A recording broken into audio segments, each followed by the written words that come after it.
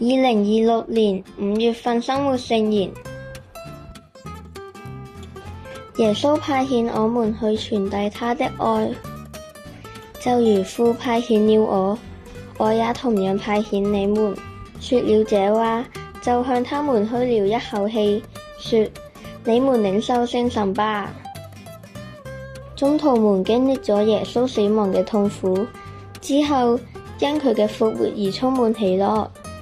耶穌所講嘅一切都應驗咗，但係冇幾耐，耶穌唔再同佢哋同在，佢哋開始掛住耶穌，亦都有啲驚。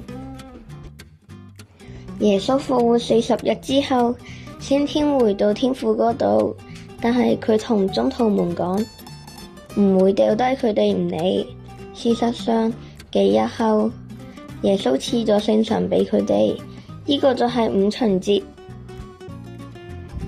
聖神嘅氣息充滿住宗徒們，佢哋向所有人宣告呢個好消息，正如耶穌曾咁樣講過，就如父派遣了我，我都同樣派遣你哋。於是佢哋奔走各地，將天主嘅愛帶給每個人。住喺薩爾華多嘅伊莎嘅經驗，假期裏，我同父母去附近嘅小鎮探望祖父母，仲喺嗰度住咗好幾日。我好鍾意去嗰度，因為我可以同表兄弟姊妹佢哋一齊玩。上年12月，我仲認識咗一班女孩子添。佢哋係我奶奶嘅鄰居，每日下午都會嚟搵我哋玩。佢哋玩得好開心，都唔想返屋企啦。我注意到佢哋肚餓啦，就準備咗一啲零食俾佢哋。